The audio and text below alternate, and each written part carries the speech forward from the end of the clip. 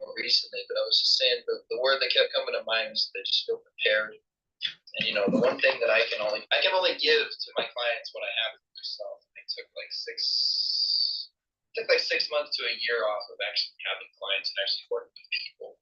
I had this thought of, I probably should just go be with me, be with God, figure out a little more about myself, and to the feeling of being prepared. It's the gift. It's the gift that keeps on giving. That's what I tell people. If you ever want to let go and let God, the only way you're going to do that is if you know who you are in all situations. Because it gives you the chance to be frustrated. It gives you the chance to be emotional. You can actually be emotional instead of trying to block out your emotions. There's so many people that teach you that. They're like, oh, it's super important for you to hone in and control your emotions. And it's like, yes, that's true to a degree. But if you know that you're going to be incredibly kind, you can be like, look, I'm so frustrated with you right now. I'm a man of God, and I have so many things that I would love to say, but I'm not going to do it. But dang it, I'm angry right now. I'm so angry. And the way that you're approaching this is completely disrespectful and not okay. You can hold your own and be as frustrated or as emotional as you like in certain situations if you know who you are. And if you have that real depth, and I feel like it's exciting to me. It's exciting to me to feel like I can teach that to people, to my teammates, to other people around the world that I'm working with, because I've seen so many people shut off. And as my therapist and I talked about a long time ago, you cannot selectively numb. So there's going to be moments in your life where you're like, you are delayed. I think people are delayed by like an hour. They get frustrated with somebody, and then they call their friend an hour later, like, man, can you believe what so-and-so said to me? And I want to tell them, do you know who you're talking to, bro? And they use all that energy an hour later on somebody else and put that in someone else's life. Instead of being prepared in the moment, being at a peaceful place of who you are and being really centered in that so you can address it in the moment, whatever that is. You're going to be putting out fires for the rest of your life. You step into a life of meaning. You're going to be putting out fires. You're going to have difficult moments, difficult situations. So I think that's what I would say is it's just a win. It's a win for anybody if they get to that place where they feel like they can trust themselves to emote again and to not numb. And then you'll feel everything. You'll feel joy too. You'll feel joy. You'll feel everything. That's my hope too. It's not just a win, it's my hope for people. So hopefully I delayed too enough time for Miss Health Wells to be ready. Yes, indeed. Thank you so much, Jeremy and Mary Lynn. I'm loving these wins and I love that reflection because that's exactly what I want us to do is to reflect and talk about some of the beautiful lessons and I just say literary gold that this book has held, I think, for humanity for so many years now. So thank you all for being here. I want to go to my friends really quick and I'll come to you, Chima, because she always names the day. Trellis, how are you, my sister? What is the name of today? Can you kick us off with that? It's my sister. Hello, Marilyn, Jeremy, Chima, all those in the room.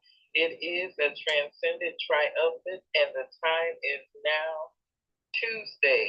And what do I mean by that?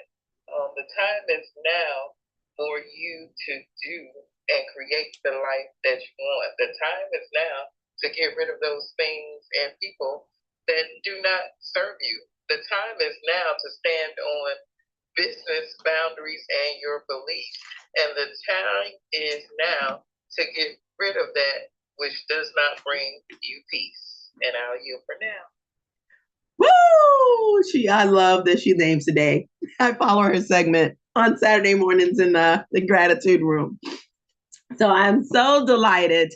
I don't know how to say it as eloquently as she does, but thank you guys. This book, it's such an important book to me. As Mary Lynn shared, that is how I got into, that's how I continue to stay on Clubhouse. I have an initiative called Books in the Hood. That's how important books, are to me. And when Mary Lynn and Monica did that book, The Four Agreements, which hint, hint, Jeremy, I don't know if you saw the group chat, but I tried to put in and say a birdie told me they were going to come back for a round two. But it was what drew me in because I didn't trust me with, a new app and all of this stuff. And it's just, but the book gave me that in. I was able to trust that I know that I know that I know the tenets that are in that book.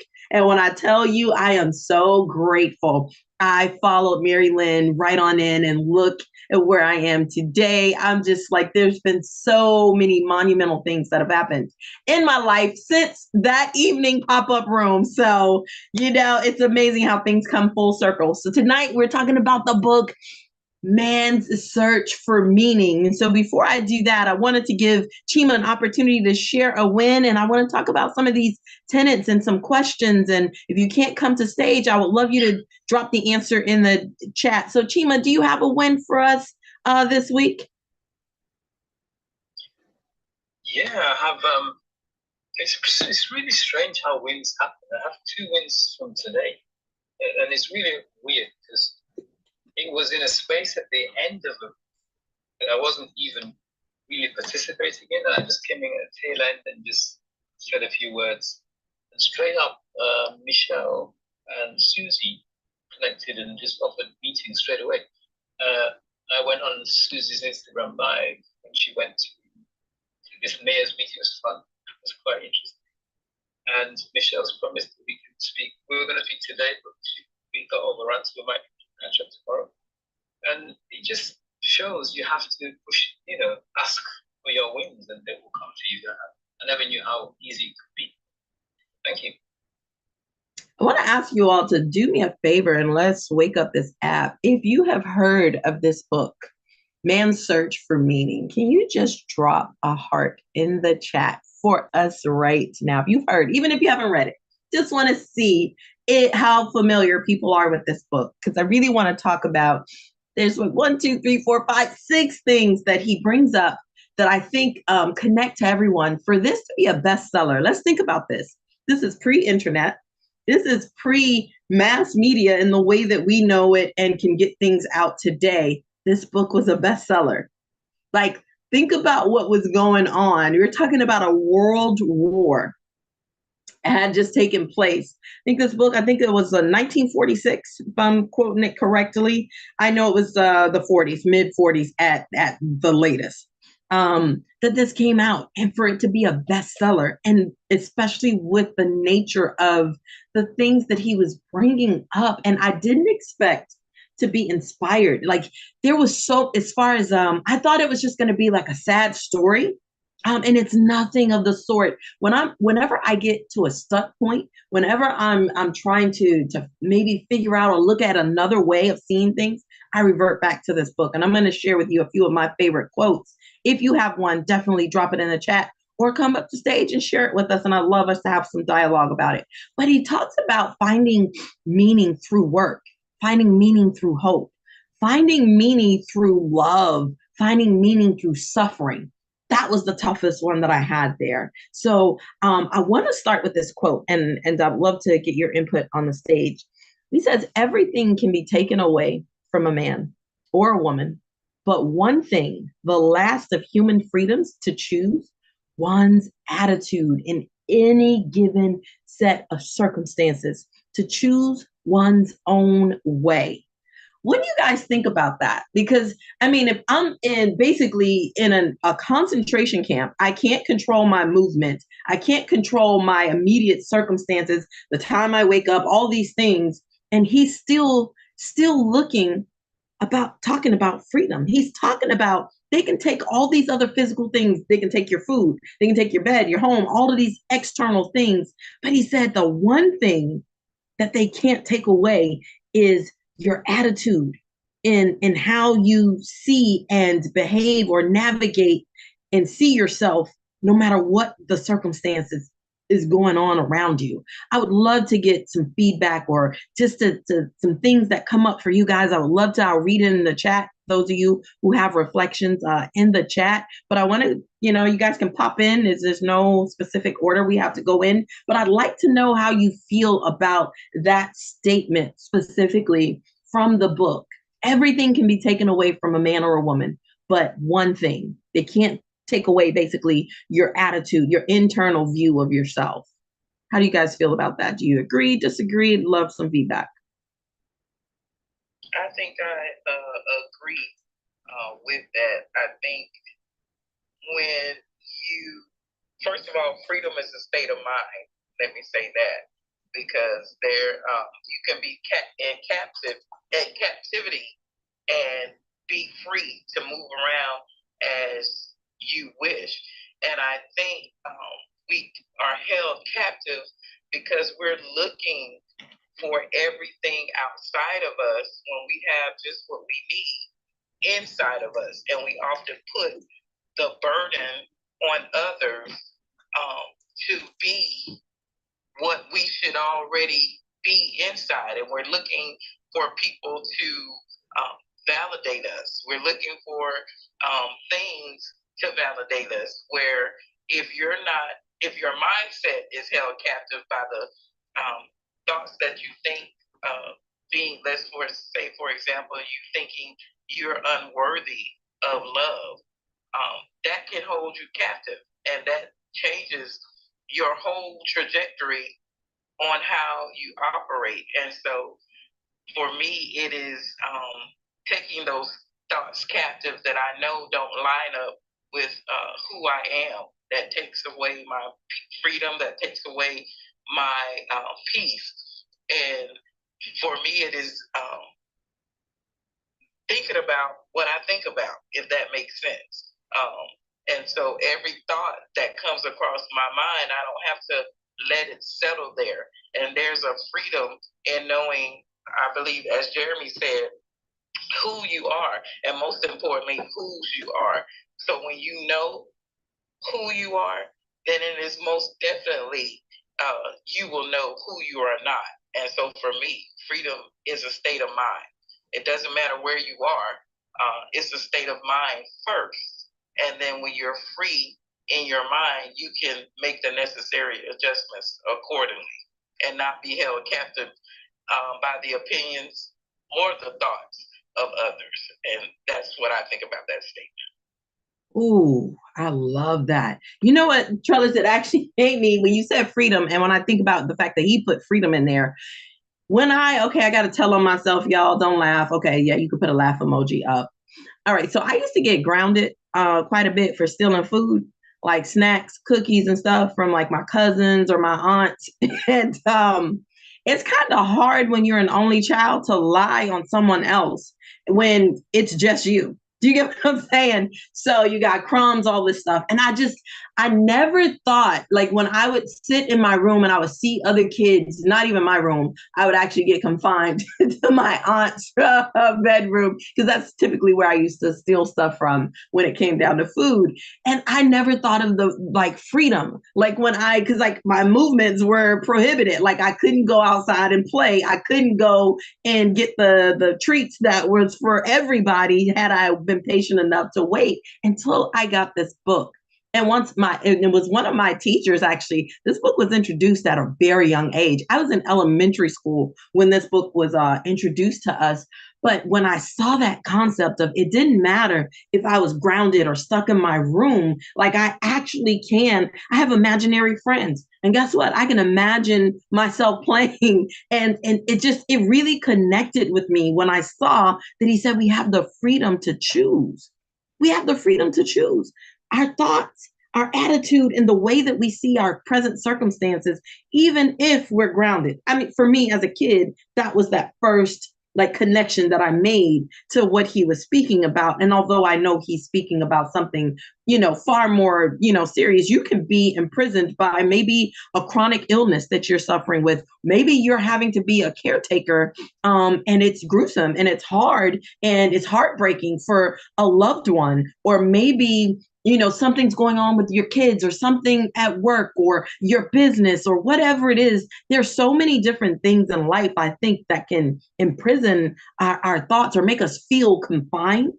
And to know that there's a freedom of our attitude and how we see any given set of circumstances. I just thought like that was just huge. So my first connection with that was me being grounded for stealing food. Jeremy or Mary Lynn or Chima or Georgette, did anyone else have a reflection on that concept that he, brought up in the book? That was one of the more powerful ones that really struck me first. I was just telling my client tonight that anytime we step into a life, we're going to be putting out fires for the rest of our life. I said that on here a little bit too. And the cool gift that we have in those moments, no matter how difficult it might be, is you might be that person's only church they have in that month, or they have in their entire life sometimes. You might be that only version of love they get to see. So let's say that your car breaks down this week and you're frustrated because you can't get to work on time and other things seem to fall apart. The person that you talk to on AAA, and the person that you talk to in claim services, and the person that you talk to, those three people, you might be the only version of love they get in their life that week. And so like every form of fire in your life is a gift, because that might be God using you for something else. So it's like it's fun for me almost. I don't like it. It's not sexy. It's not fun, but it's fun for me in the moment when I'm talking to a claims officer from a bank or something that I don't want to do, and I'm like, how are you?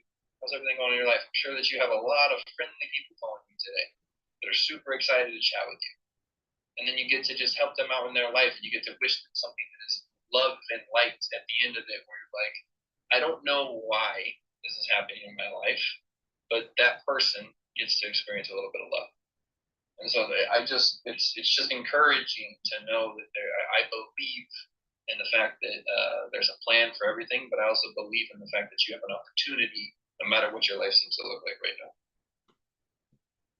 Oh, I love that. I really love that. What about you guys? I put the question in the chat. Do you think we have freedom of thought of ourselves or our self-worth? And yeah, I think sometimes, I used to say like we may be the only Bible that someone reads, or the only book that someone reads. And I love that you said like we may be that only version of love that someone gets to read that day. So I will take that with me, Jeremy. I love that reflection that you just said. And I'm seeing those. If you feeling that, I know I'm seeing some gifs. Listen, let's give those exclamation marks, because that right there needed to be underlined and pinned.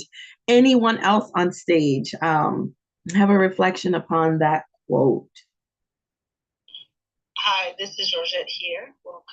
And thank you, rather, for inviting me to the room. And I was in listening mode, didn't even realize I was on stage. I guess I might have just kind of put my phone down and not paid attention. But do you think we have freedom of thought of ourselves or self-worth? And I think I came in when Travis was talking, and having that freedom in our minds first before having freedom in our bodies to be able to do what we need to do. And I think she mentioned the thought about maybe negative self-talk, or something about, if you think you're not worthy of love. What I find is that whenever those negative, talk comes up, that is actually something you might need in your life. So, for example, from Travis's example, I'm not worthy of love. You are lacking love in that moment. So, where the freedom comes from, because the thought generated are probably our needs, subconscious things coming up. So we really have little control over those, but the action that we take is where we have the most control and we have the most freedom. So I call the negative talk or negative words, I call them guardians, because they're there to send you a message. And a lot of times we pray for things to happen in our lives, and they don't always come to us the way we want them. They come in the form of a process.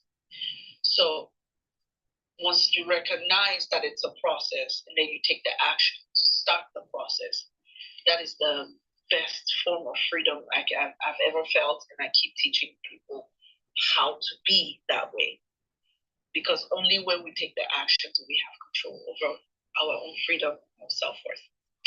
That was my addition to that conversation. I yield the mic. Oh, thank you so much, Georgette. those of you, if you'd like to answer that question, it is in the chat. Good evening, Trisha. Thank you so much, and for riding shotgun with me always. I love you, my sister to the moon and back. Our question on stage right now is a quote from the book when Viktor Frankl said, "Everything can be taken from a man or a woman, but one thing, the last of human freedoms, to choose one's attitude in any given set of circumstances, to choose one's own way." So people have been answering whether they, believe, agree that we do have the freedom of choice as to our internal of how we see ourselves, or regardless of what's going on the outside. So if you'd like to answer, you can, and not, we're going to move on. I have a few more questions for you guys. Trisha. I just want to say yes. One more thing to add on to what Georgette was saying. I don't really believe that we understand fully the power to choose that we have, that we hold in our hands, that we hold in our mind, that we hold in our attitude, the power to choose. Because I heard someone say, and I think it was on my motivational momentum app, I get a message every morning, and some time back it said that the power to choose is as powerful as you would love it or like it to be, because life is 10% of what happens and 90% of how you respond. And so we have a very powerful action that we can perform when life is life and people are people and things are things. The power to choose can be as powerful or as powerless as you make it. And I'll yield there.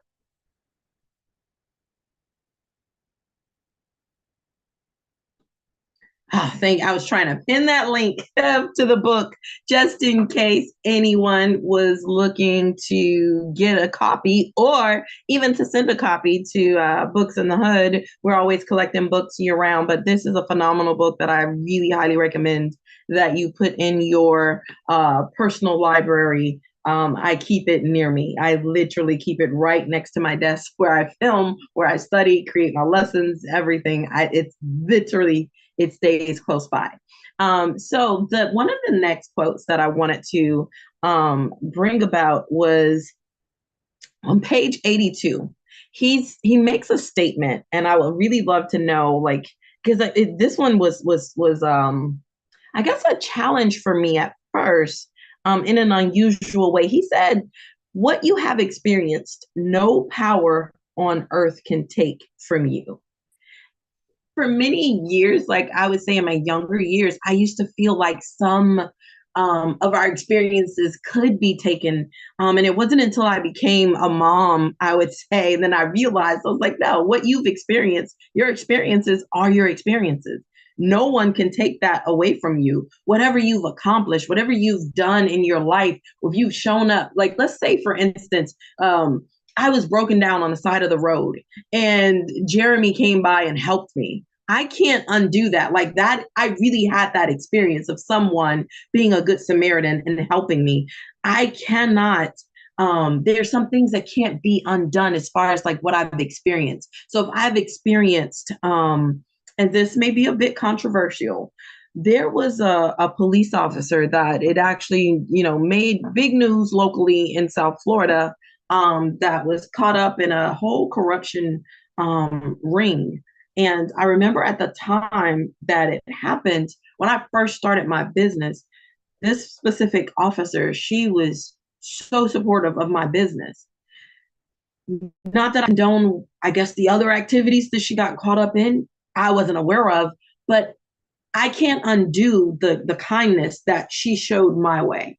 If I'm being, clear, like I think sometimes, people seek to take, I guess, an experience, from others, or to make you think, or even just like some of the inhumane things that he was talking about in the book, like, oh, like if you were a physician or if you were whatever position, no one can take that from you. No one can take that the past things that you've experienced, be it, positive or negative, no one on earth has the power to take that from you. I had some positive experiences from that person that had no strings attached, no craziness or anything like that, just genuine support from my business, and I stood on that, and I was like, listen, you can't rewrite my own history. I know what my experience of this specific person had been for almost a decade.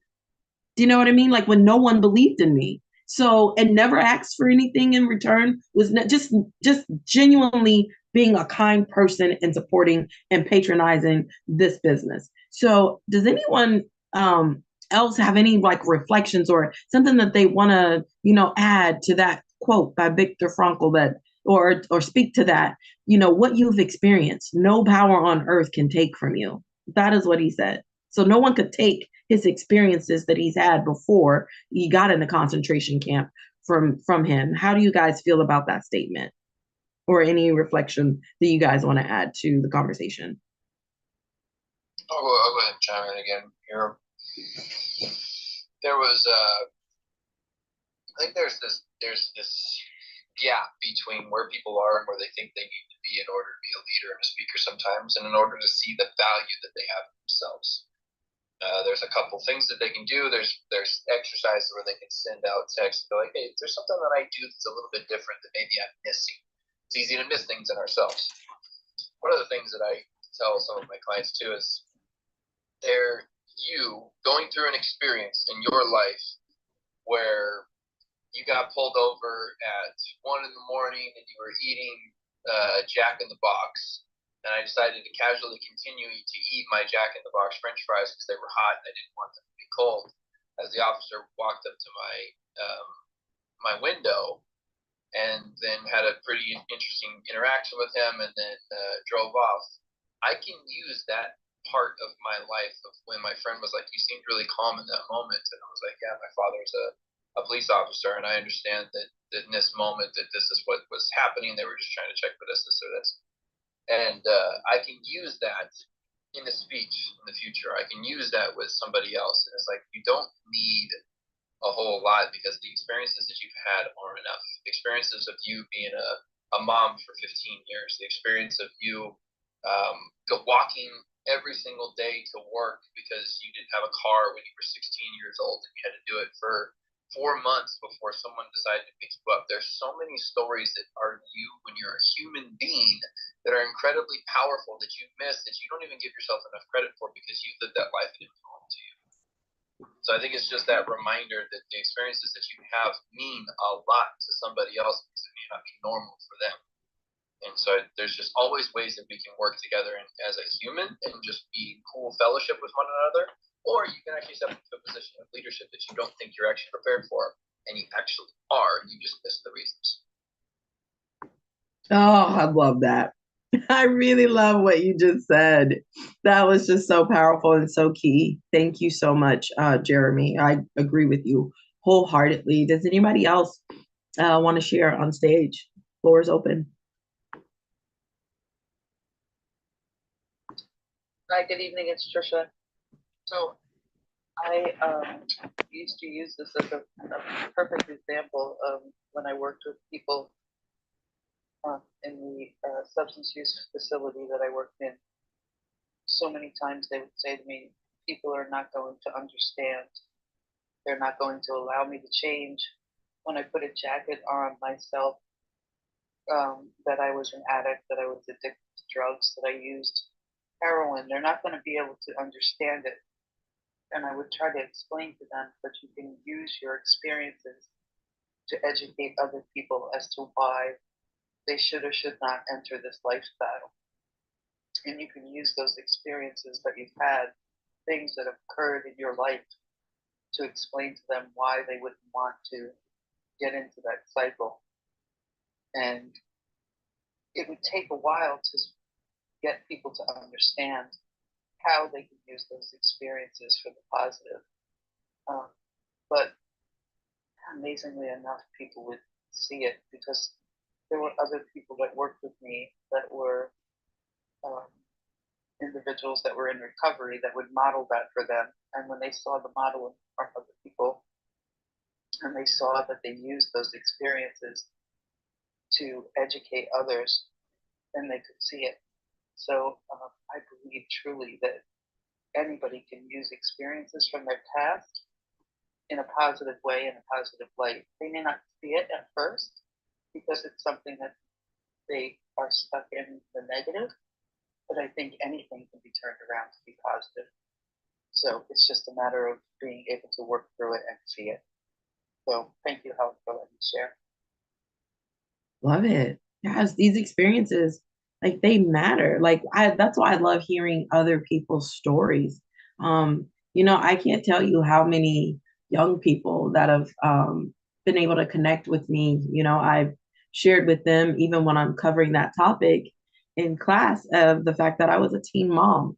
It gives me an open door to have a conversation for some who may be in a similar circumstance, or I mean, because I was forced to have basically like a scarlet, letter. You would have thought I've killed someone with the way that I was treated back then in the 90s. And, but I am so grateful I get to tell, the story of, yes, it was tough. Yes, the experiences I had, but also being able to be a beacon of light that you can come through it, that your life isn't over, that you can make it to the other side, and that yes, it may be painful right now in your life, but you don't have to give up. I can relate. And no matter what your past previous experiences are, I promise you, there's someone that may be able to benefit from your story. There are people who've experienced domestic violence. I grew up with child hunger and poverty, and there was a lot of violence around me. There's someone that could connect. Maybe you had to be an early caretaker for a sick parent. Maybe you had an alcoholic relative in your household, or maybe you had a learning disability, or maybe it's just whatever your story is. It doesn't matter what the experience was. It may be able to help someone that you don't realize the impact that your story may have. And so I love that statement that he made. That's on page 82 for anyone who has the book, if you're interested in knowing where that was. But Viktor Frankl said, what you have experienced, no power on earth can take from you. Anyone else wants to pop in or share?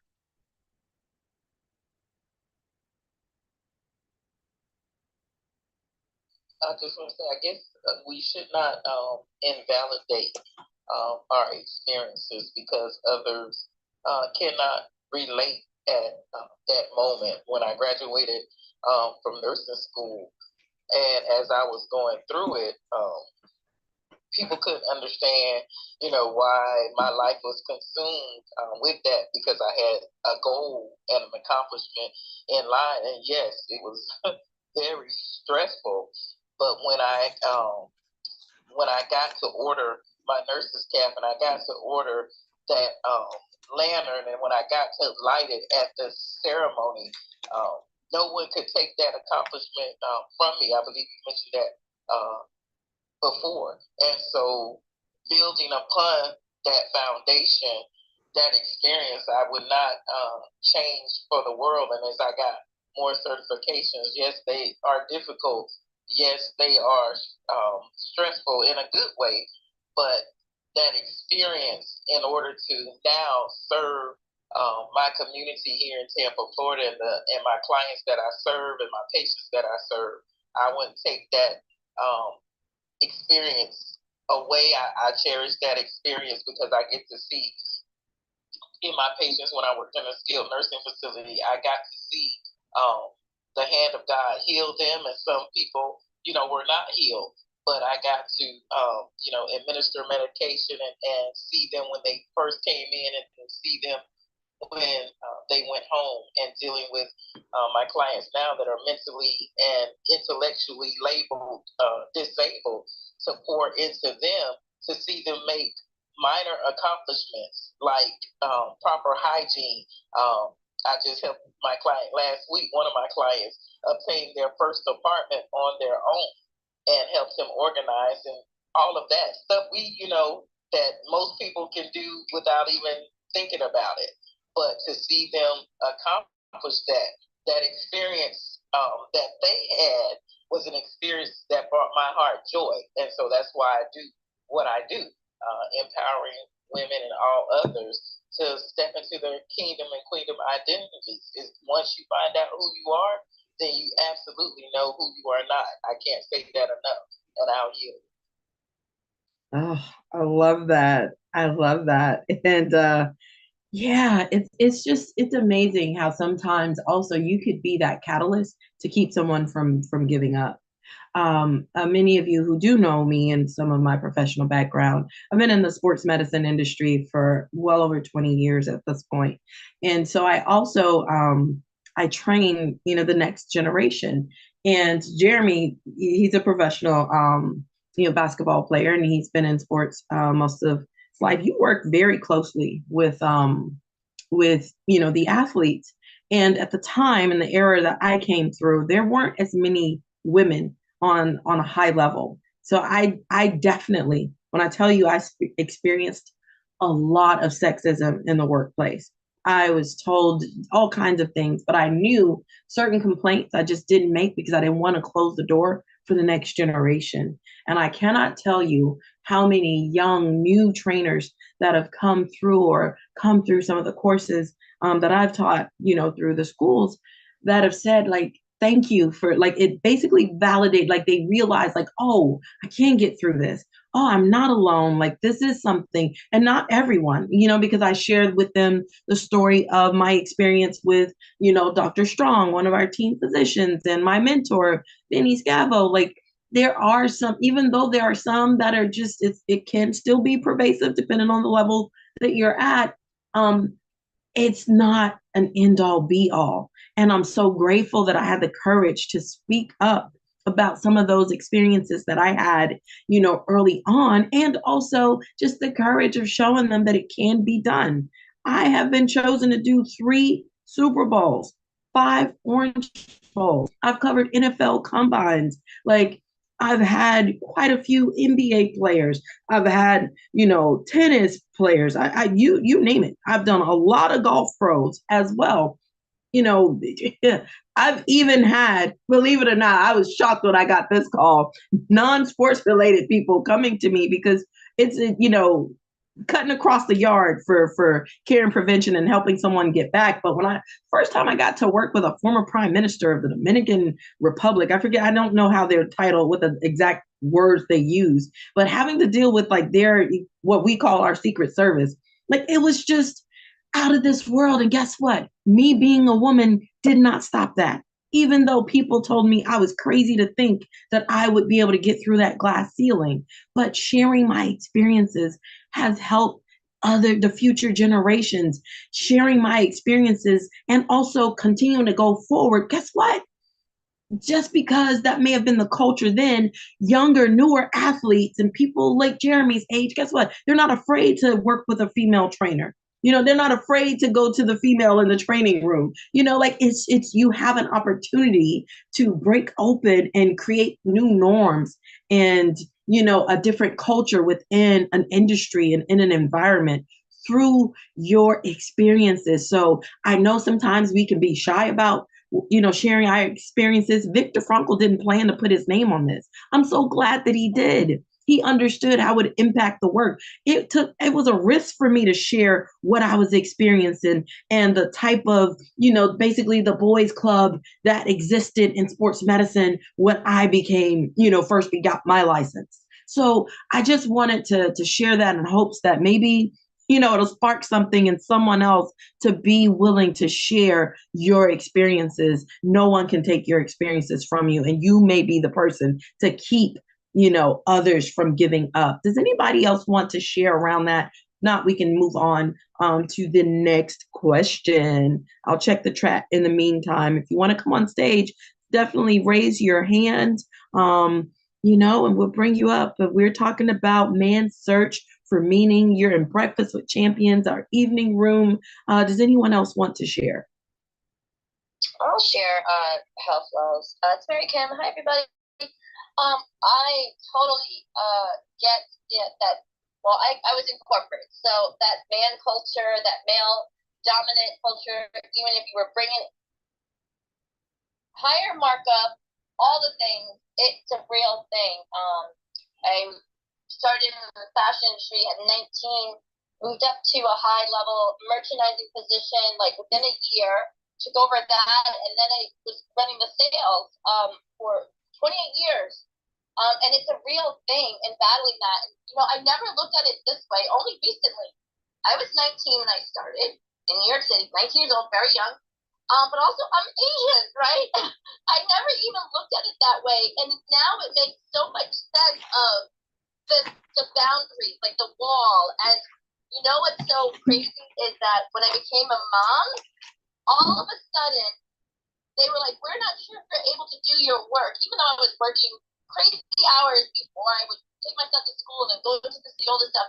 It's a real thing. The thing that not only men, but most of them, there were women in positions, even HR was just not about HR. Really backed up the men in the organization. It is wild. A lawyer told me New York was like one of the ones that had the most discrimination against women, parents, kids with who have young kids, like all this crazy stuff. So it's a real thing that still happens in 2024. So it's just us just paving the way and just saying that, we can do this, right? Something came across today, my feed on Facebook. I was gonna post it. Diana Ross's daughter, Ellis Ross, I think her name is. She shared about the barriers, all the stuff that her mom did back in the 70s. The women didn't even have rights for so many things. It's super powerful. I copied it to share it, so it'll be shared like tomorrow or something. But it's super powerful. It goes exactly.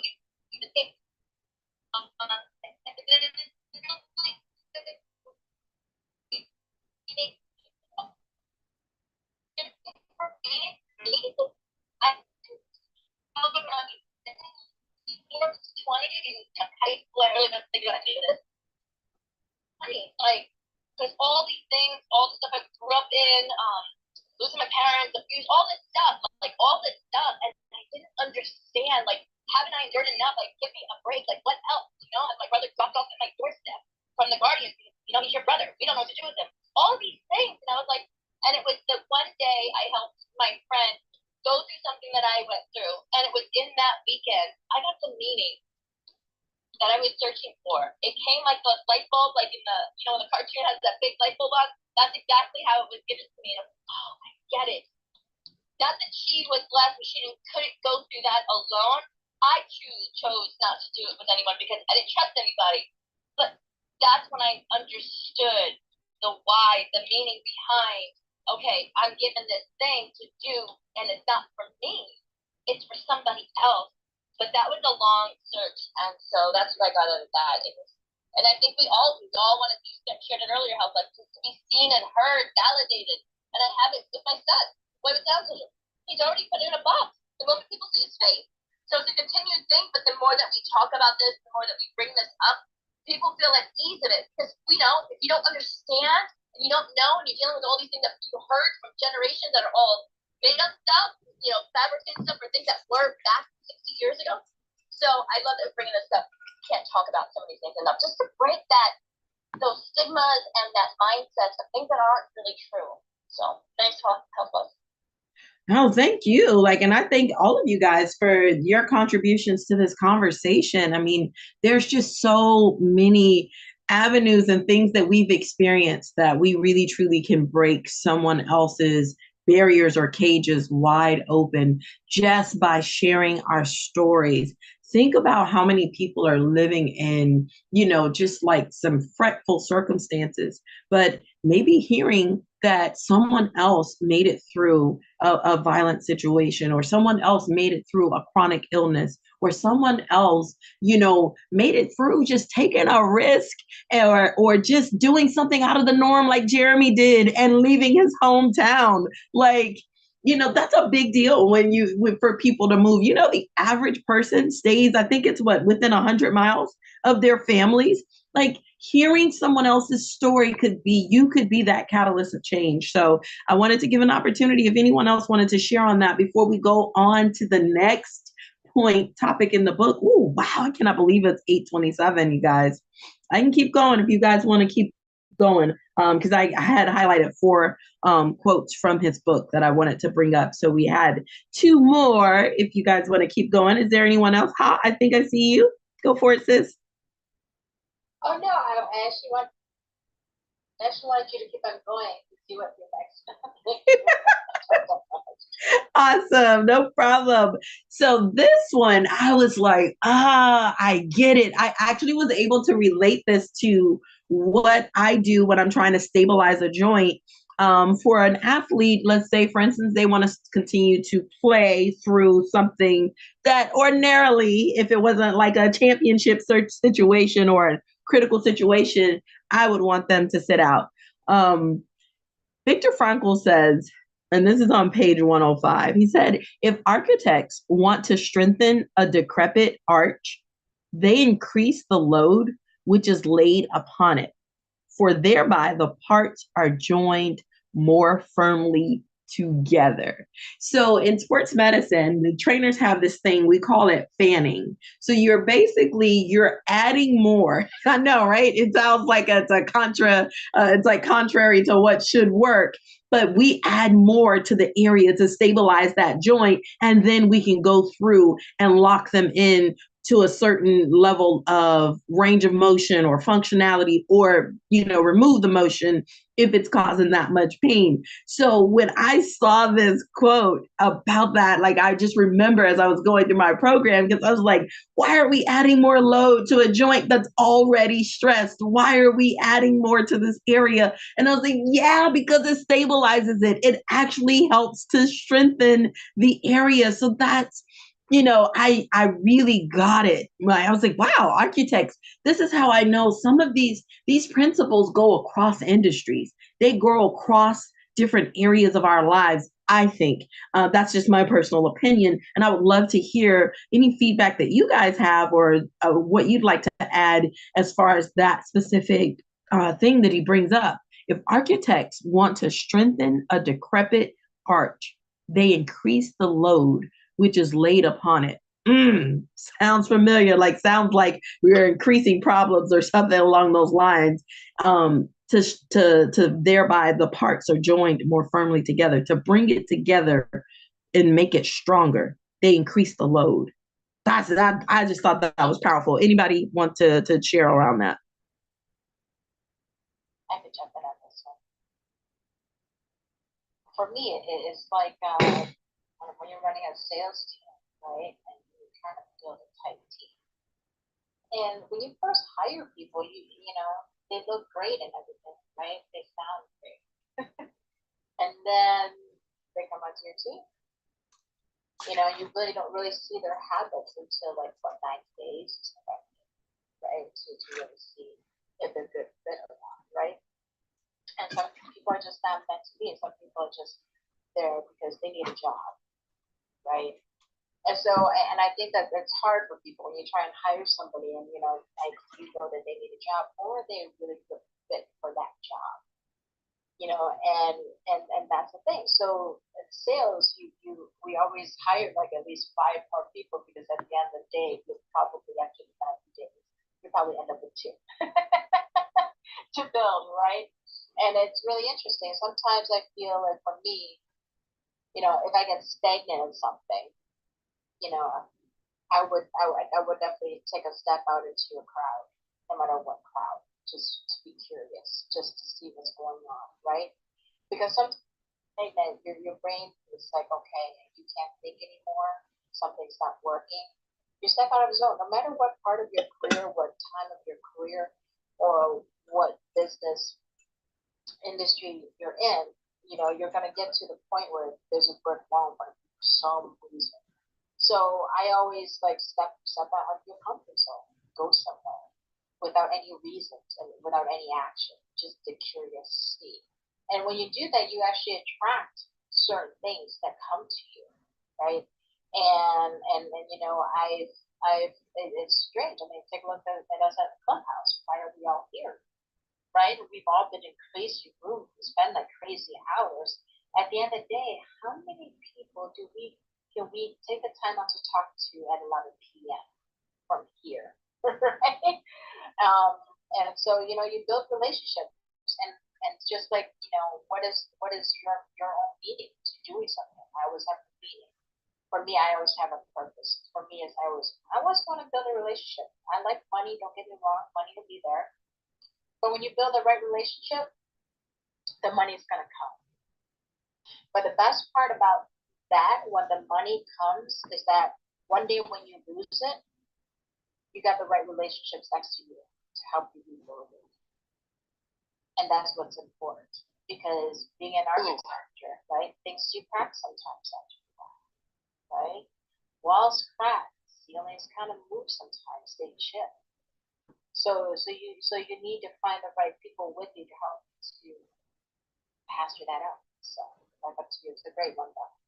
Back up to you. Oh, thank you, Ha. No, you're right. I think in that it reminds me of the sometimes the stuck points that I would reach with athletes. It's almost as if they didn't expect an injury to happen. I was like, you got to think about something.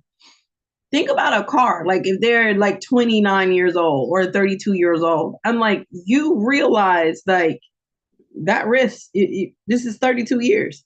Like, of course, there's going to be some maintenance. There's some cracks and things that are going to happen to the human body, just like we have with physical structures. Oh, I love that analogy that you used. That was so powerful. Thank you for your contribution. Anybody else on stage want to add or speak on that quote? We only have one more after this, but strengthening.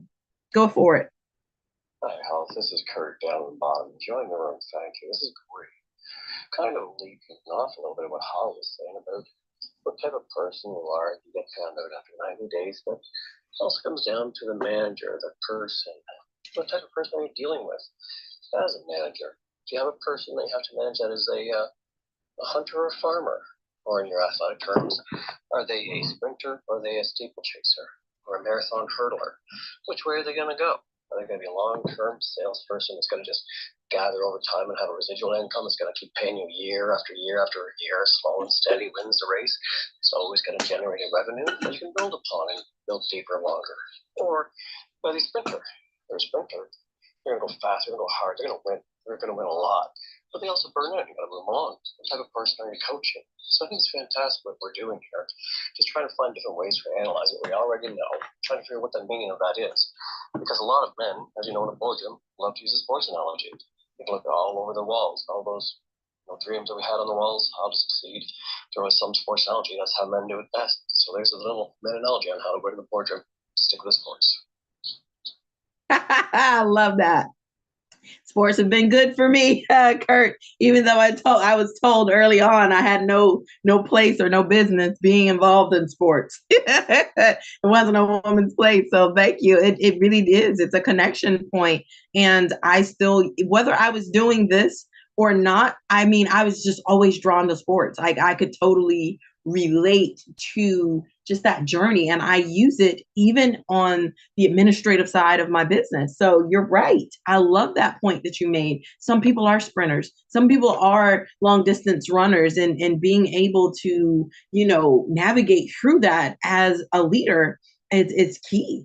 So I love that contribution. Thank you. Anyone else? We're talking about man's search for meaning, and the quote or part of the book, not necessarily, it wasn't a quote, it was a statement in the book on page 105 about strengthening and how architects strengthen, a decrepit arch. And I wonder though, you guys, do you think sometimes people are dismayed or disillusioned by the thought that things won't fall apart or ever need repair or be decrepit or have to be serviced or maintenance?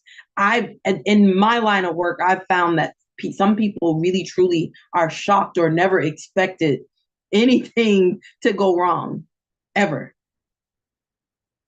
Does that happen for anyone? Anyone want to share on that? Yeah, it's funny. People always, you always talk about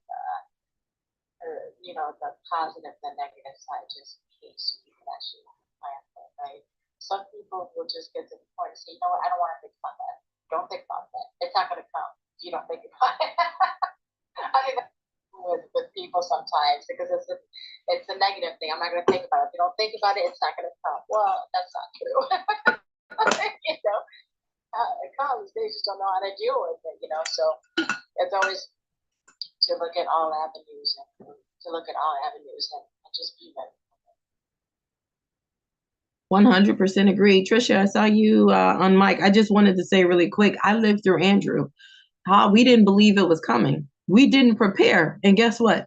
No matter how much positive thinking I had, guess what, Mary Lynn? I ain't had no power. We ain't had no food at a certain time. Andrew still came.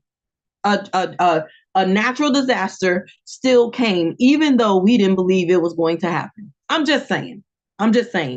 Stuff does happen. That is a part of life. That is the ebb and flow. There are peaks and there's valleys. Listen, we're standing on land that volcano eruptions serve a purpose. A lot of people think it's a negative thing, but do you realize how rich our soil is? Do you realize how much land mass we get to occupy because volcanoes have erupted? Just saying, sorry to go there on the science route for you, but I hope that we can understand that there's a peak and valley to everything. And, bad things do happen. Maintenance requirements are part of life. Trisha, go for it. I was just going to say, when the day-to-day routine is going on, people get laid back. They kind of just hang out. They do the thing, the day-to-day thing. But when there's time constraints, when there's, limits that are put on and pressure is on, you see teams pull together. You see better work happen. You see people, all of a sudden, they do work. It's better work. There's things that get done. People just seem to pull together and do the thing that they have to do to get the stuff done. So I think it's a true statement. When you put the pressure on, things get done. I'm just saying. I've seen it happen. I love that. Ramona, I see Ramona says she's an Andrew survivor too. Listen, I promise. Yes, absolutely. I have not heard anyone mention Andrew in a very long time. So when you said it, I'm like, oh my goodness, another fellow survivor. Yes, ma'am. And I was in the South too. I tell people, I was like, I went to the same high school. I went to Palmetto, the same high school as Jeff Bezos. So like, wow. Listen, like I wasn't on the northern part that was spared. Right? Yes, I was in the South as well. The first Hurricane 5 I think it was 2 o'clock that it broke. It actually broke the speedometer at the Hurricane Center, and I think the highest was clocked at over 250 miles an hour. Had to be. I mean, I just don't know if people can appreciate just being able to prepare. Yes, it has nothing to do with positive thinking. If you could appreciate and know what it's like to hear, like if you've ever been near a tornado, and like when tornadoes are coming out, it literally sounded like freight trains were coming through. Like I'm being very serious. We had hurricane parties. I can definitely speak for my area where we laughed and joked because there were so many false alarms up until then. And guess what? And I know for sure it was a category 5. They didn't have it classified as that, but the amount of destruction that I saw the next day, like the fear of not even knowing if I would make it through the night. Thank God it was a quick storm in that regard, that it wasn't like Irma. I'm so grateful we didn't get a direct hit, because that was like a storm like Andrew on steroids. Storms happen. Storms happen in your business. Storms happen in your families. Storms happen in your health. Storms happen in your finances. Storms can happen in your career. Storms can happen in your love life. And through all of that, Viktor Frankl is trying to reiterate to us that we can find a meaning through our work, through hope, through love, through suffering. Like we can find meaning. Man's search for meaning. Think about the fact that this is a book that is still relevant today. It was a bestseller at a time that was not easy to be a bestseller. Storms come whether you want to acknowledge it or not. So before I move on to the final quote, does anybody else have anything they want to add, or is there anything in the chat? You can drop it in there. Anyone else want to pop in? That's so good, Shawnte and Ramona, because I'm in Tampa, Florida. So I can appreciate the magnitude of the storms because, as you know, the hurricanes, they always passed over us.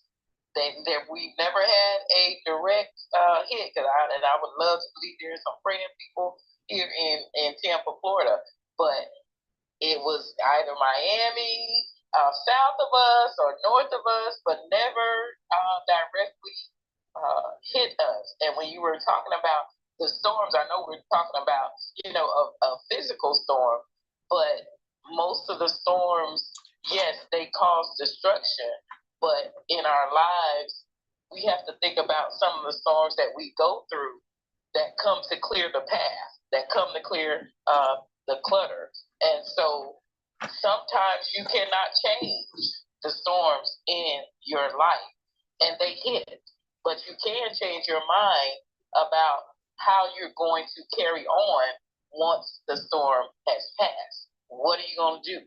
You got to recover. You can't stay there. I can't tell you how long to be there. I just know you can't stay there because storms are going to happen in every area of our life.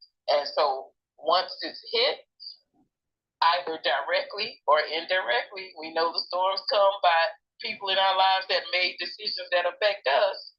So how are you going to recover from that? Because you can't change the decision that they made, but you can change how you decide to respond to the decision that they made. And I'll yield.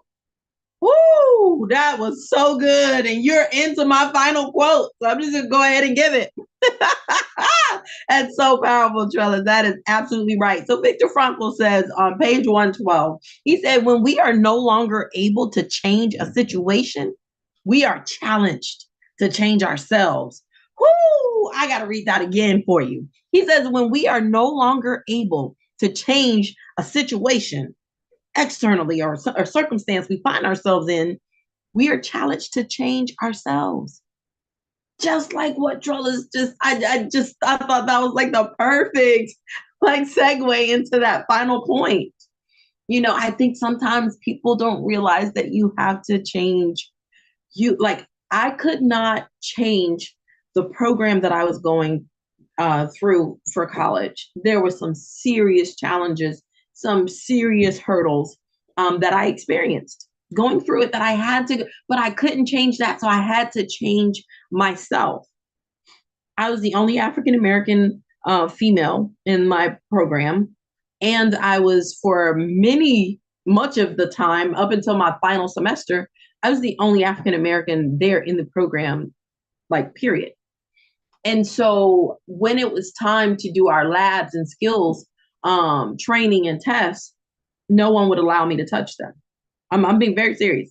This is in the 90s. I ain't in the 1940s, talking in the 1990s, which meant I couldn't practice. I couldn't get the same time and feedback and correction with our professor. And the professor got tired of letting me work on them and just you're just going to have to figure it out. I had to deal with it. I could not change the circumstances. I couldn't change the amount of people that were in the class. I couldn't change and allow anyone to allow me to touch them, even though I have to take a test. I could not change that circumstance. So I had to change me.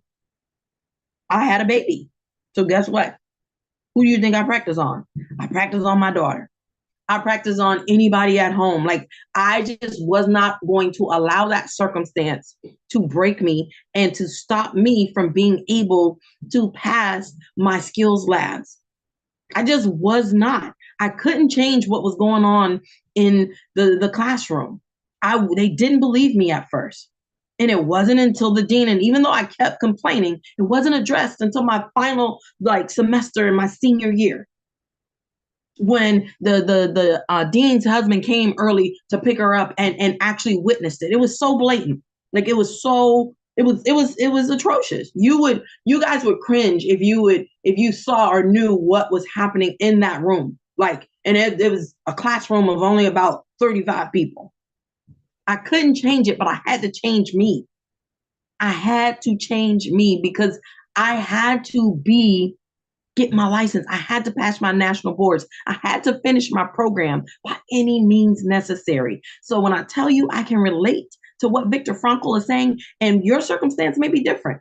Maybe somebody discriminated against you because you're a man. Maybe somebody thought, who are you? Nobody's owned a business in your family. Nobody's went to college in your family, or nobody's moved away in your family. Who are you to think that you can do whatever this thing is? Maybe someone thought that you couldn't be a mom, or you couldn't be a dad, or maybe you're looking at adoption. Whatever the thing is, like if there's a circumstance that you're challenged with, a situation, sometimes you have to get to the point where you change you. I had to get to a point that I stopped crying about the racism I was experiencing, crying about the sexism that I was experiencing. I had to change me. And I literally drew a line in the sand.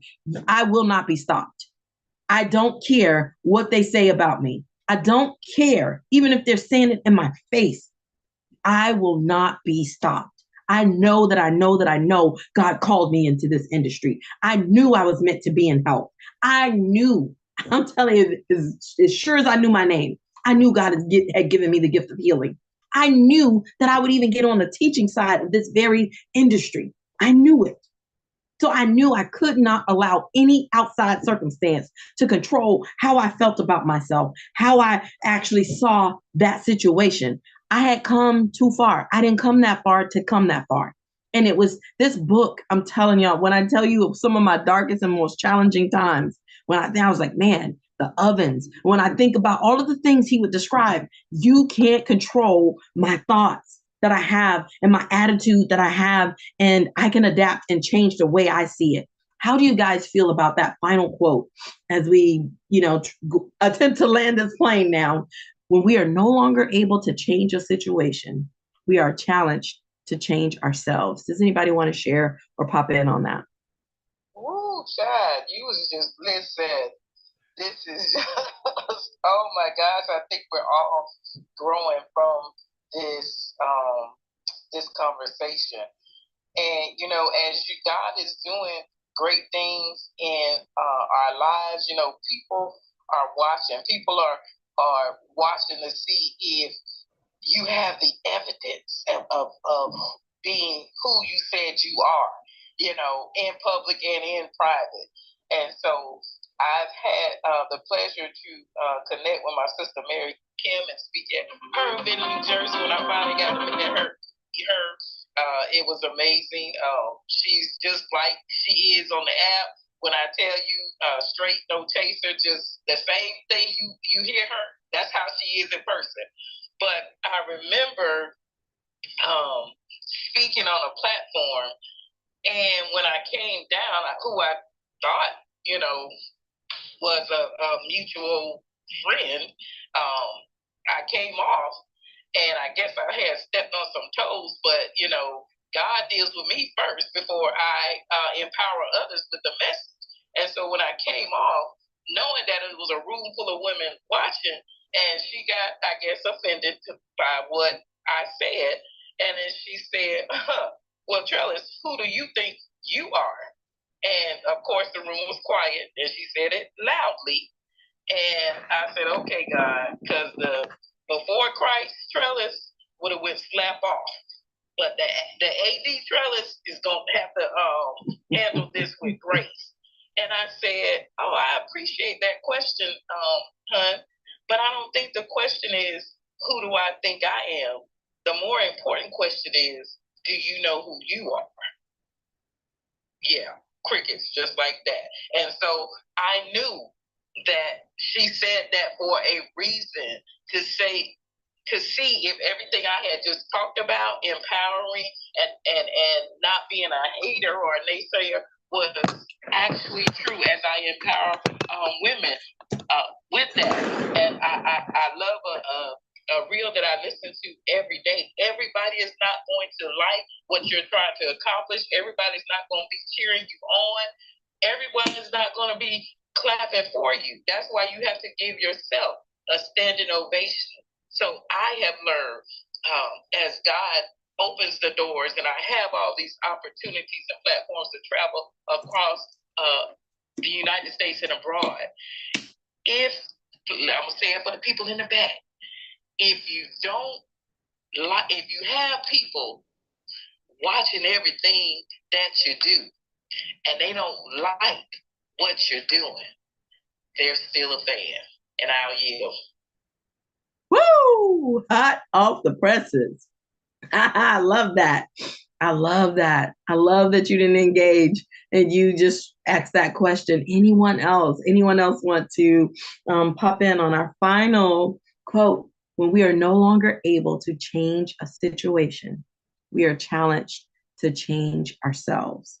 That's such a powerful quote for us to chew on the cud. That's on page 112. Does anyone else want to have any final thoughts or anything that they'd like to add to this conversation? I mean, we're talking about finding meaning through our work, our hope, our love, our suffering, our experiences. There's a meaning to it all. So yes, to just chime in. Hello everyone in the room. I know I came in at the very end of this powerful room. It appears to be. I was just hearing the last part of your testimony, Health, and I can tell you I resonate with every sentence I heard, and I only heard just the very end. I went through nursing school, and I dealt with some of the same challenges and trials, tribulations, all the racism, but I don't think I've ever had to the extreme of someone denying me to care for them. I never experienced that, but I did experience racism from my peers and my instructors. But yeah, I just could hear the passion in your voice. Wow, it sounds as if you just went through this last year from listening to you express yourself. And you said that was back in the 90s? Yeah, I did. At the level with all that I've accomplished, even as an academy leader in sports medicine, I've still, even as recent as last year, have had to deal with some similar things because I don't look or sound like someone who has the resume that I have in the industry. So, which is okay because I refuse to give up. I refuse to be denied. I understand, my journey, and I can't change you on the outside, but I can change the way that I feel about it. And I'm going to show up and present myself, inside. I can control over that. They can't control my internal me. So yes, thank you so much. I'm glad that stood out, and and you can relate to some of what I was bringing up. But when I tell y'all I got that dog, like you will not conquer me in that. Like I've come too far. My grandparents sacrificed everything to bring the family to Miami. I cannot allow their sacrifice to be in vain. I don't care how vicious anyone is. They don't get to determine. My grandmother sowed seeds into me. She told me who I was. No, real talk. And God blessed me with the best bonus dad any kid could ever have. So my identity is, that thing's solid. So I'm on a mission. And I can't control whether or not someone thinks women shouldn't work in sports medicine. That's not my problem. That's not my business. But I'm here and I'm going to keep showing up, and I'm going to keep being an example for other young women who want to, or maybe there's a young man that wants to be in a female dominated industry. Reverse can be true. So I just want people to understand, like, I truly believe what Viktor Frankl says, when we are no longer able to change a situation on the outside, we're challenged to change ourselves. I promise you, keep living. You're going to encounter something that you can't change externally. Maybe it's temporary, but in that moment, maybe you can't change it, but you can change how you feel about it, or your thoughts that you have about it, and what your internal environment is going to be concerning that thing. So who'd like to pop in or, add anything to it before we close out? Let me check the chat as well. Well, I'll just hop in for a quick second. I love everything that I have listened to. I've been doing other things here while I'm listening, and I just love it. If you are not willing to focus and commit on growing yourself and growing inward, you cannot share outward. You cannot grow and teach outward. You cannot. You just cannot. It all comes from within. You have to work on yourself. You have to get the help and support you need and learn and grow, and everything will flourish from there. That's it. Back to you. Oh, I love that. Yes, Tracy, I absolutely love that. Thank you for pouring in and sharing. Mary Kim or Trisha or Mary Lynn or Coach, did you want to share any final thoughts, or anybody want to add to what has been shared? And not just that quote, any of the quotes that we've shared from the book. Well, health, I think that quote, that was just a great quote, and because it just sums it up completely. If you, just what Tracy just said, if you're not willing to work on the inside, how can you portray anything on the outside? And I believe that I have seen exactly what you have talked about, but I also believe that as a white Caucasian woman, I have witnessed it, I have seen it, not only in nursing school itself, but as a person that has been requested to take care of patients because they didn't want a African American nurse taking care of them. And I have been frustrated, so to say, because I did not want to have to feed into the situation, to make the nurse feel like I was agreeing with the patient. So it's really a difficult situation to be put in, to have the nurse have to deal with something like that. And I think that it forced me to see that there are actually people in this world that continue to live that lifestyle and live that belief. And I guess I was so naive to it that I had to stand next to my brothers and sisters and see that kind of behavior still continue to be portrayed over to, oh my gosh, I feel like I'm mumbling and jumbling words, but I don't live that way, and I don't treat others that way. I don't look at people that way. So for me to have a patient say, I don't want that nurse caring for me or touching me or giving me care, was so, I just would find it so unbelievable that somebody would think that way. But just the statement of, when you can't change a situation from within, you're forced to respond and react and change your own thoughts and processes because you see something totally different than what you thought you did. And you have to learn to react and respond differently in the situation. And I think for me, it caused me to realize that not everything is as easy and simple and wonderful for people the way that I think it is. It isn't as simple and easy for others as it is for me. So I had to go deep, and I had to start seeing things differently. If that makes any sense. Absolutely. And I'll close with this one. So Trisha, I was doing, and I won't name the pro athlete. I was I was called in, a friend of mine, it was his birthday coming up, and he was going, long of the short of it, I was called in and flown in. That specific football event couldn't take place without someone like me on the premises. Like, it's just legal. It's this full pump. You have to have specifically this type of medical support. And they didn't want to be touched by a female.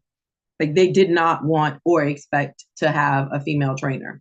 This is in 2009. And it became a whole like big thing. Oh, I'm so serious. I wish I wasn't. And I simply said, I said, okay, I get what you're saying. I understand that. but we're in Pensacola, and it'll take fire rescue quite some time, and then you'll be gone. Like you'll have to leave with them, or you can take the chance that by some chance they hired me for a reason and contracted me, and I flew from my comfortable, cozy place on Sunny Isles Beach to come and fill in short notice for them that I could take care of it. And do you know, someone was there that witnessed how I handled all of that because they weren't quiet about it. They were, even some of the coaches and a lot of the decision makers that were there, they were really upset that they sent a woman to cover something such as this. What I didn't know was the owners of the a really good friend of the Houston Rockets owner team, basketball team, was there and got into a situation. I went to help. It was my responsibility to help him. And because I didn't allow that negativity and that sexism that was taking place to affect me, I got the opportunity to make history. I turned it down, but it was mine to turn down. I would have been the first female athletic trainer in the NBA, all because I didn't lose my cool on the craziness that was happening because they didn't feel a female should be in on the field and in that position. And he got to see me live in action. Went back and told his friend, like, you need her. They were looking like the trainer there was actually retiring and they were looking for a replacement. Up until that moment, nobody had ever considered having a female, especially you're talking about the NBA. Look at any sidelines. I promise you, you don't see not one woman sitting there in that spot. You don't. So I hope that I hope you can take away with some circumstances are just not right, but maybe you can't change it in that specific moment. But if you change the way you see yourself in that moment and how you're going to show up and what you're willing to do or not do, you have no idea the residual effects. And guess what? I got an NFL combine after that. No woman had done it up until that time. You get what I'm saying? Like there are so many opportunities that came from that. Even though I turned down that chance to make history, I had the wrong people in my ear putting fear and saying, "How are you gonna do that? And you're a single mom and you can't do that. Now you look at the work you're gonna neglect your kid. You know, she's not gonna know you. You're gonna have the money, but you're not gonna be able to raise her." So I let all that stuff get in my way. So that's why I turned them down, honestly. But I did have so many other opportunities. And maybe that will happen for you as a business owner or as a mother or as a son or a daughter or whatever you're facing. I'm just hoping that even if it's so uncomfortable and even if it's so egregious, that you would look inside and actually do the change that you need to get through it, even if that means tailoring your tongue. Maybe it means still working through whatever or whoever thinks that you don't belong in that environment, that you still press forward and continue on anyhow. Guess what? You can get through it. If Viktor Frankl can make it through those concentration camps, surely you and I can make it through whatever concentration camp of modern day philosophically that may be impeding us. Maybe it's an illness. You can get through this. Maybe you've lost someone. I just lost my dad. You can get through this. Listen, maybe you're dealing with troubles at work. Maybe you're dealing with contract problems with your business. Maybe you're having a problem with clients. Maybe you're having a problem with your kids. Maybe you're having something, whatever it is. We are challenged to change ourselves if we can't change that outside circumstance. So, is there any closing thoughts that anyone? I just wanted to make sure I had room for anyone who wanted to share anything, or if anyone put anything in the chat. I want to go real quick. Just just piggyback. Share health. Well, is people are always watching what we're doing, how we're showing up, how are we responding, and we stay here. But like that, what you just shared is a prime example. It would have been easy to show up how you wanted to, like to react, right? Versus respond. People are always watching, and I think we forget that simple thing on these social apps. You know, like people are watching. And so just always like, how are you showing up, whether you're in the spotlight or behind closed doors? It's a real thing. So kudos to you, but that's a prime example. That happens on these social apps as well. People can pop in the room. You don't know if they're there, right? They're watching you. If you want, especially if you want to grow, right? If you want to grow in business or in life or build community, you need to show up because no one big is going to partner with you. You're a chump, right? If you have a bad reputation, no one is going to want to have their brand, who they are, associated with someone that's not, I would say authentic, you know, like not showing up the way they're supposed to. So that is such an important lesson. So love it, this. Thank you. Thank you, my beautiful sister, Trisha. Go for it. I was just going to say it, Mary Kim, authentic. Know your core values, know who you are, and show up every day that way. Show up, be honest, be authentic. Use those words. I think that people need to show up authentically every day and every day. Thanks, Helen. Of course, Trellis. That's so good. As we're talking, and I believe Tracy mentioned it as well. Wanting to become better every day, and for me, as I am having all these God opportunities, and when you have those people that for whatever reason don't like you, don't want you to succeed, or whatever the case may be, I always consider the source.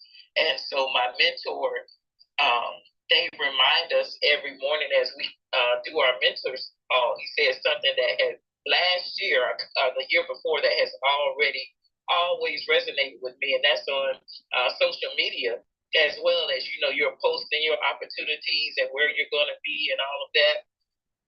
And he said, if it's not worth the fruit, it's not worth the fight.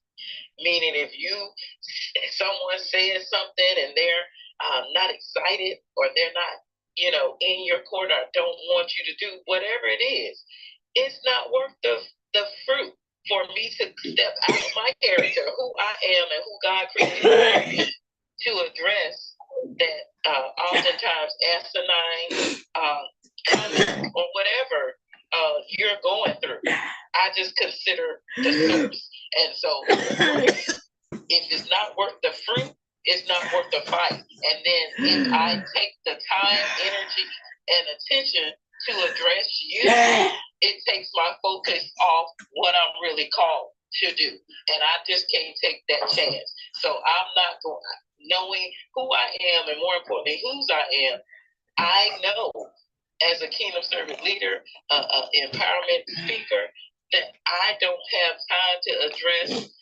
every little thing. Not everything or everyone deserves a response or reaction or my attention.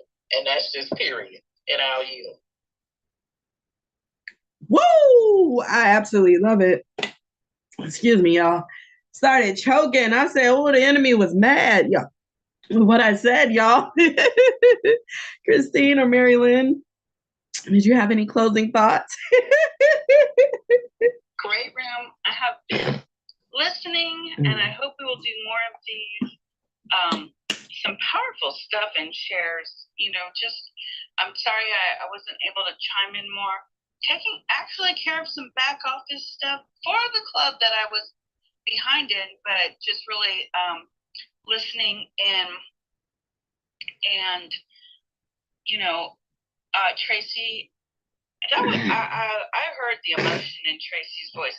I am so proud of how she speaks up, and so that was just really, really beautiful. I heard that, and Trisha, I too would have been appalled but not surprised, if that makes sense. And because we're not like that, we do have to recognize that stuff goes on. But great room, Health. I hope you'll do it again. You know. And yes. With that, I'll close my mic. Yes, we got to do a part 2, y'all. Go for it, Christine.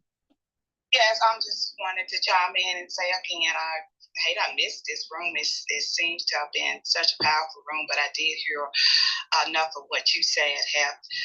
And I love those words you quoted, and I've always used those words in my journey as to become an RN, and that was those words were any means necessary.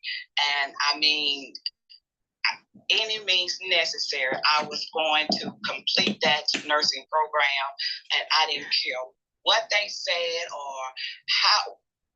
I just, anything I had to do. I mean, when you were talking, I was like, that sounds exactly like me. And I'm telling you, everything you said, I went through the same thing, except for I never was denied treatment. A patient never refused my care. But everything else, I went through the same thing. But like I said, I heard you say it.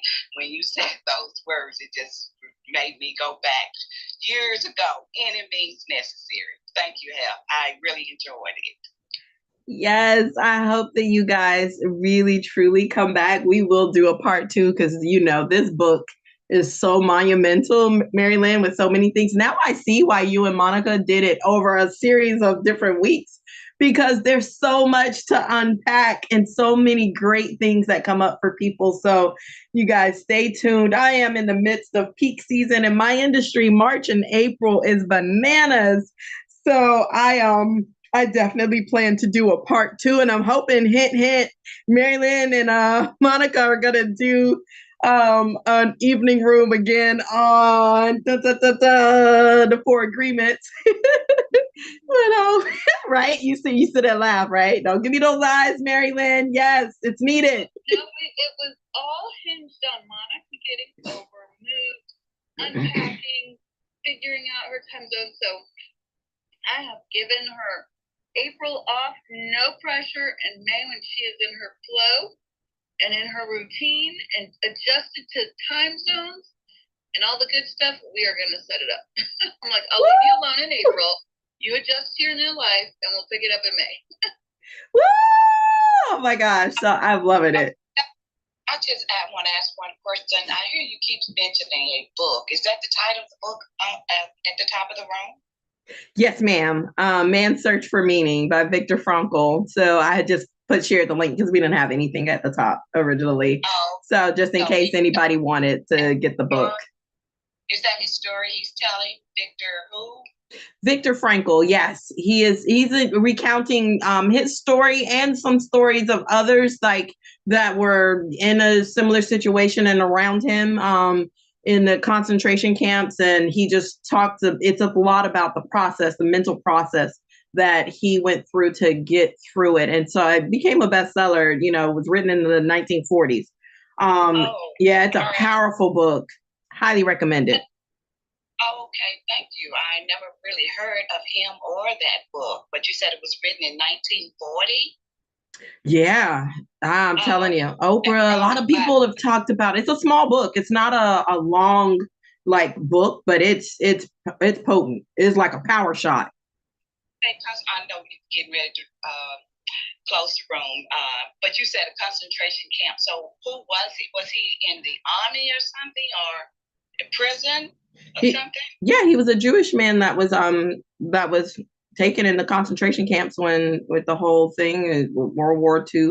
So yeah, yeah, he was so he got to witness firsthand. You know, he recounts some of the like brutality and the things that were going on and just the mindset. Like that's why I think a lot of people are just, you're going to be shocked. Like I really thought it was just going to be a story about just like the gruesome horrors, but he's just so in like the psychology of like the power and the liberation. That's why so many people like really reference it and talk about the power of that book and the message in it. It's almost like he's giving you therapy. So many people were able to tap in, no matter what your background is, to like the humanity and the methods that he teaches in that book of getting through hard times or difficult circumstances or storms or situations that come up in life. It's really powerful. I probably would look it up. I always go on Amazon.com and just order books, but Yeah, sounds like a very interesting book. Thank you. I enjoyed the room. Yes, ma'am. Well, thank you all. And I'm going to get ready to count us down, and I will let you guys know we are going to do this again. Mary Lynn, just have to look at my calendar and see, and I will be back here, you guys. If a Tuesday night works for you guys, I would love to pop in on, and do another part 2 of this.